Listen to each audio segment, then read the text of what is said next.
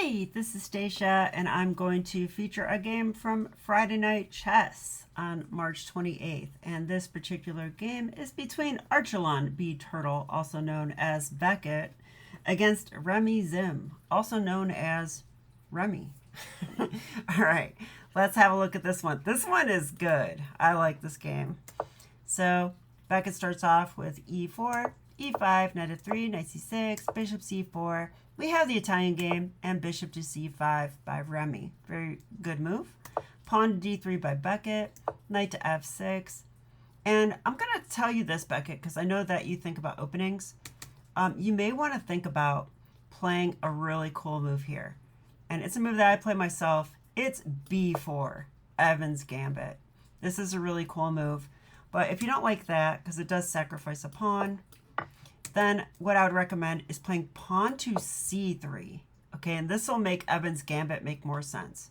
The idea is to get your two pawns in the center, and it's really annoying for black.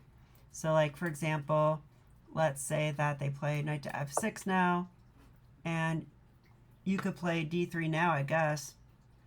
But you could also play d4, I believe. And after d4, if they take, you can take back, check, and here. And then when the knight recaptures, it actually guards the e4 pawn. And there's also the molar attack and lots of other things you can do there. So I just wanted to kind of give you another idea. Instead of d3, I actually think that pawn c3 is a better move. And I think b4 is a lot more fun with Evans Gambit. And just for example, with b4, let's say they take, you play pawn c3. And this is the point. You're playing c3, but now it's with tempo against the bishop, right? They must move the bishop again. And if they just come back, you go d4, and on takes, castle. And let's say they're like, oh, I can just like take another pawn. Already, like, this is scary because of bishop f7 check, takes, and we get this fork. And this is already like a really good position for white. That's just one of many good things about Evans Gambit. But I just wanted to show you real quick. Okay, but in the game, knight to f6, knight c3. Very reasonable. And now knight to g4 by Remy. All right, so Remy, I see the computer gave this a question mark exclam, which means dubious. And that's how I feel about it as well. Yes, you are making an immediate threat. But in chess, we call that a one mover, because it's very easy to defend. In fact, one of the very next moves that Beckett wants to achieve here is just castle, right? Like, why not just castle? And just by happenstance, that also protects the threat. Now, you did take in this game, which, you know, I definitely understand why you did that. I mean, it's a rook and a pawn for two minor pieces, right? So 6 points for 6 points. It makes a lot of sense. But I'm going to give you a piece of advice, which is don't do that. And here's why. Look at the activity of the pieces. This knight, super active, right? A knight on g4 is not to be messed with. It's a strong piece. And the bishop aimed at f2 like this, pinning the f2 pawn, in fact. Also a very strong piece. But what are you winning for these two very active, awesome pieces? You're only winning the f2 pawn and this rook, which is stuck behind it. So these pieces are very passive. They're not doing anything. So when you take them, the problem is what you're left with is not as active. Your bishop hasn't moved and can't move. Your rook's locked in. Your rook's locked in. You haven't even castled yet. Yeah, this knight's kind of okay, but it's mostly just protecting a pawn for the moment and cannot go here. So, like, you're left with pieces that aren't as good. So that's the point of why we don't generally take on f2 like that when given the chance. And it looks like his king's unsafe, but it's really not. That's the other reason. Like, he'll just come back here, you know, and it looks like he castled. Like, there's really no problems. So definitely worth talking about, though. So you castled here. It gives a question mark for that one. I'm not sure why, to be honest. Let's try to figure out why. I really don't know. I don't know. I'm going to ask the engine because I don't know what you should have done. It says D6. And I'm not sure why. White's better either way, but let's find out. After castles, oh, I see why. Now white has a very strong move, which I didn't see, but the engine helped me. All right, so let's see. So Beckett played D4. Yeah, I don't know about D4 either. Because Beckett, here's the thing. Like if your king's a little unsafe, what you do not want to do is open the position. Because that's just going to help black get to your king. Like I would seriously consider a move like King G1, or maybe just develop with like bishop here, or maybe even bishop G5. One thing I like about bishop G5, which is the best move by the way, is that there is no pawn to F6. It's a mean computer. No, it's pinned. So that's illegal. So the queen has to go to an awkward square like here or something. I mean, they could also pin their knight. That doesn't seem very, very wise, though, because then you take here. So, yeah, bishop G5 is the best move. Okay, but D4, Remy played D5, but that does just, like, hang a pawn. I kind of get that he wants to get his bishop out, though. Takes, takes, and now knight takes D4. Computer calls this a blunder. Do you know why? It's because down the line a little bit, there's a pin. I'll show you. I actually can tell. After takes, takes, and queen takes, whoops, not queen takes bishop. Queen takes D4.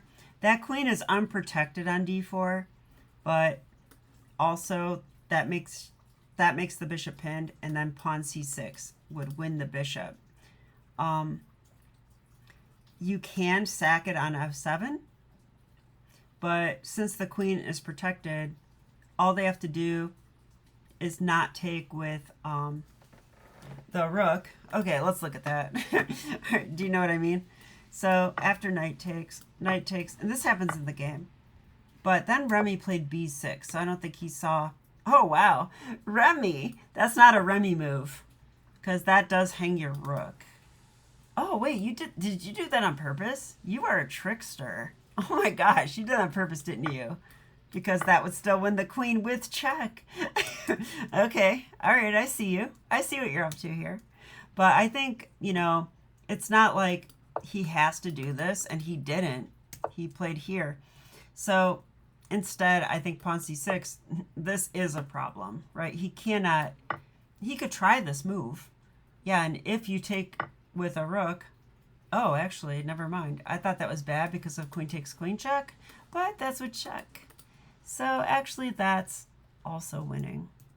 So you really just can't save the bishop, basically. And, you know, you'd have to do this or something and just lose the bishop. So, okay. Anyway, I just wanted to point that out. So instead of taking the pawn, you pretty much have to just move the knight, I think, is the right thing to do here. I mean, maybe even take that as another option. But I think I would just move the knight. Something like this. I'll check with the computer to make sure. It gives bishop G5 again. Because, again, you can't move the F-pawn. So it does this to keep the pressure.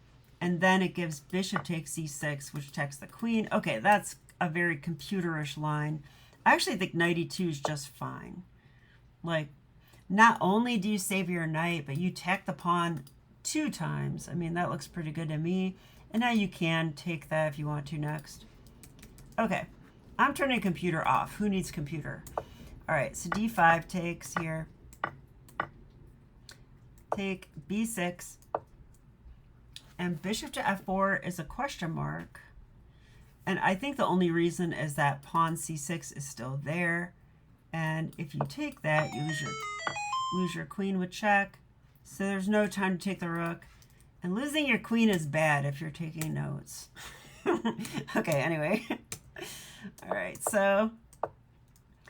Ooh, so Remy played pawn C5. So this is a blunder. But why? I don't know. Yeah, probably because you should have attacked the pinned bishop. Instead, now he can save his queen. And he does play queen to e3, which does save the queen. Check. And, okay, this is a little scary, I will say. I actually think Beckett should go king g1. I don't think he does in the game. Yeah, instead he blocks. This looks good at first until you see what Remy does. Check. That's scary. So Beckett goes king f3. Now, I don't know if Beckett calculated this or not. If he did, that's kind of amazing because what happens next is really good. So Remy takes this pawn. Looks kind of logical. So just get your queen in there, take a pawn. But what Beckett does next is really quite brilliant. Bishop e5. I know it's saying dubious because there's a way to stop it, but I like what he's thinking. He's thinking attack g7 once, and then now Remy takes more stuff. It looks really good, right? Like he's about to win the rook. The knight's a little bit vulnerable, but Beckett plays queen g5. That's a double exclam kind of move, and I'm going to tell you why. It makes a threat of checkmate, so like, okay, if Remy wants to take a rook, it's checkmate. Okay, but we understand that. The problem is there's no way to defend this. You cannot play f6 because that pawn is pinned. You cannot play h6 because that does literally nothing. And if you go g6, which is the only way to try, is what Remy did, then Beckett has queen h6. And that is targeting g7. Once again, you still can't move this pawn. It's pinned. So there's literally no way to defend here. So Remy just takes the knight. That is the best try, honestly. There is nothing else. You can't stop checkmate. So Beckett takes the queen, and now he's still threatening checkmate. The pawn's still pinned, and Remy makes a move. I mean, what else? And Beckett plays queen g7. So I have to say, I'm rather impressed by the play of Beckett this game, and I think Remy played pretty well as well. But Remy, I think you should have taken advantage of this pin. If you had done that, like if you had played pawn c6 here instead of the tricky b6, I think you would have been in the game and maybe winning. So that's my thought there. And also, just remember, this looks tempting to do this. I do get that. I do get that. You're winning.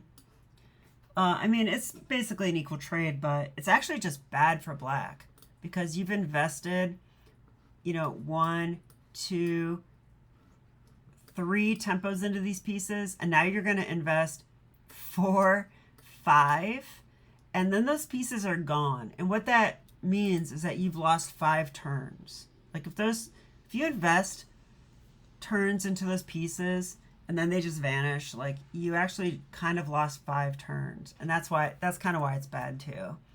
So anyway, hope you guys enjoyed the video. I really enjoyed this game. Both of you are playing really interesting chess. Keep up the good work, and I'll see you next time. Okay, bye.